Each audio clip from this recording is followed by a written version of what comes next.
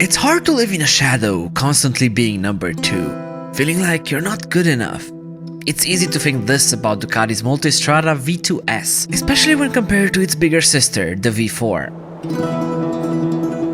But sometimes the little sister is the one you really want to be with. She may not have a lot of friends, might seem shy at first, but can actually prove to be the girl you really want to marry. So, is the V2S the sister you really want to be with?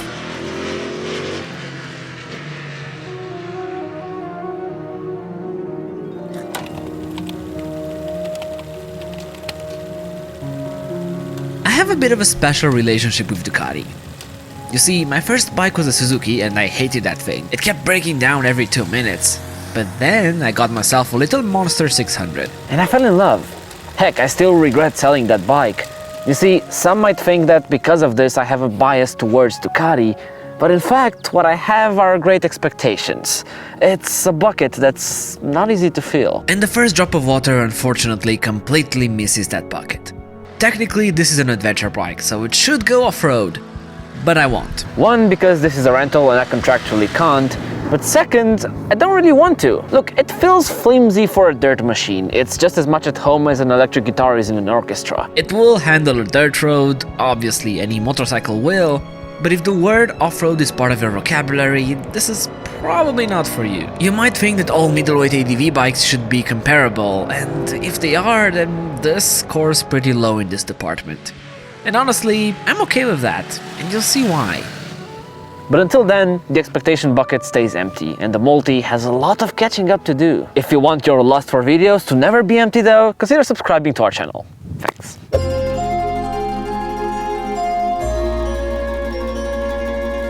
You can never fault Italian design, right?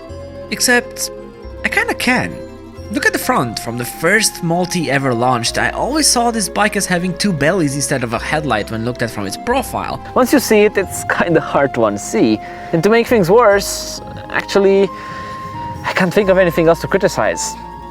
Who am I kidding? I think this motorcycle is really pretty for what it is. I mean, heck, show me a modern Ducati that isn't. It looks sporty yet roomy and in command at the same time. It demands attention when parked next to GS's or any other adventure bike, really. It's that girl at the 30-year high school reunion that, after all this time, you still kinda fancy. Yes, she grew up, she's older now, but she's looking good as ever. And with that, the bucket just got its first drops. But in life, being a pretty face is not enough. It might get you through the first night, but it's never gonna stick without some real substance. Look, a Ducati needs to have character, passion. Don't ask me what those things actually are, because I can't say. All I can say is that a true Italian motorcycle should make you feel special. She didn't love you back, all she did was leave a hole in your chest. And you start up the engine and you get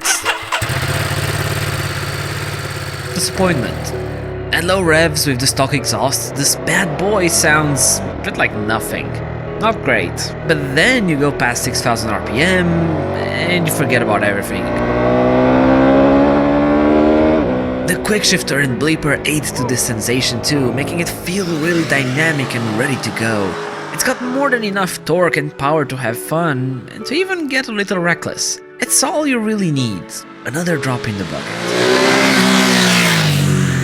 Sitting on it, as most adventure bikes are, this one is fairly tall. Yet, not crazy tall. It's pretty manageable actually, and then you grab the bars, and you fall in love. I didn't expect this to feel like a big supermoto, and it might be a cliche thing to say, but this one really does feel like it. The handlebars are so wide, you feel in control at all times, almost tempted to put a foot out on tight hairpins. And this makes the riding experience so pleasant. Aiding to that, the Brembo brakes make sure you stop every single time, without much lever input.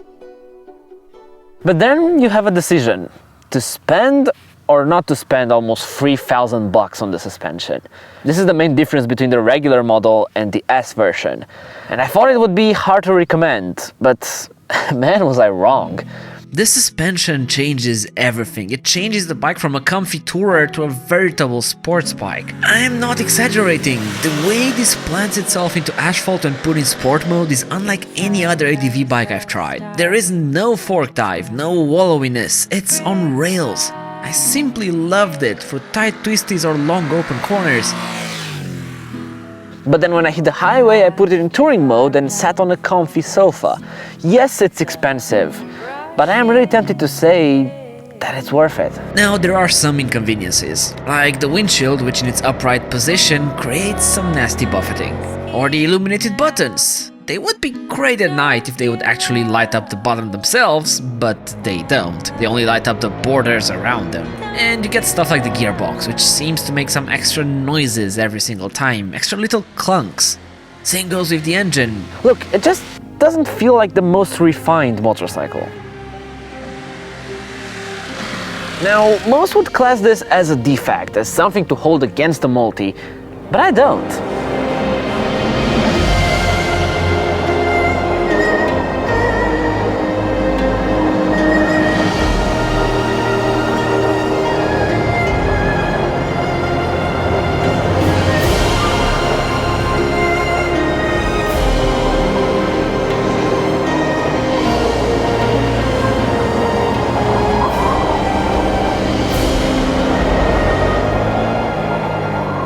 I love how raw yet precise the gear shifts feel.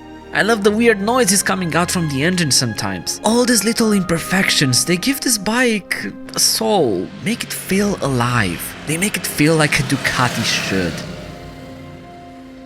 You know what?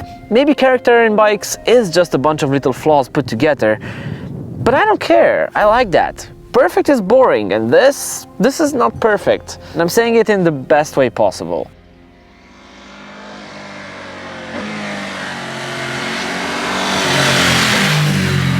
The electronics are interesting. It lacks things like the radar cruise control found on the V4, and I think that's it. Yeah, this doesn't really lack anything. I never felt like I wanted something more. Ducati spared no expense on the electronics. You get a beautiful dash, riding modes, a quick shifter with blipper, a cruise control, and probably more than I can even mention. You don't need anything else. Heck, other than radar cruise, you probably don't even know of anything else that you might desire. It really packs it all, which is refreshing in a middleweight package. And you do need some refreshing after seeing the price tag. The V2S is not cheap, not even close. Not for a 900cc class engine. But yet again, I can kinda see why. It's a premium machine, one that never tried to reach a price point. I mean, yes, spending close to 20k on this sounds crazy. But as long as you get a 20k riding experience, is it actually that bad? It's not a motorcycle made for everyone. You can get a new Hornet and a new Tenere for this money. But these people were never the target audience. And for those who are, I don't think they'd regret forking out the cash. I tried to be a harsh critic. I tried to point all the little flaws that I could think of. Maybe I was a bit overly critical because of my passive Ducati. But you know what? I can't take myself seriously. None of the issues I found matter in the real world. Not having the right sugar for my coffee is a bigger issue to me than anything else I mentioned so far. And this was the last drop in the bucket. A really expensive bucket, but for those who can afford it, a really nice and full one too. My expectations have been fully met. And the electronics are a really good metaphor of this motorcycle. It's a middleweight on which Ducati spared no expense. Yes, you pay for it, for sure. But just because the engine is smaller doesn't mean it's a lesser bike. It's more agile than a V4, it's plenty lighter, it has all the bling, an engine whose legs you can actually stretch on the open road without getting arrested or killed. And that's gotta be worth something. It's a really complete package for a road-focused ADV. One of the best, really. And it's complete in its own way. It doesn't want to be something else, it doesn't claim any off-road credentials, and it doesn't need that. It wants to be a street, mile-munching, canyon-carving scalpel. One that will put a huge smile on your face while riding roads like these. And I love that about it. It doesn't try to be good at everything, but what it does extremely well. Really, this isn't a cheaper compromise V4. In some aspects, might be even better.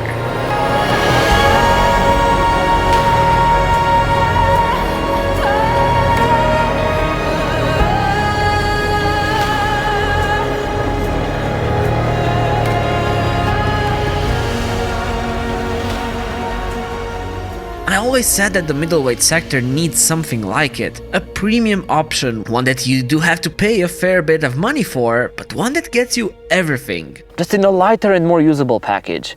No compromises. Maybe even more fun. You see, we tend to see smaller motorcycles as being less, but at times, what if less is actually more? Thanks a lot for watching the video. If off-roading is part of your vocabulary, make sure to check out our recent video on the Yamaha Tenere 700. And please subscribe to the channel. Until next time, have a good one. Bye.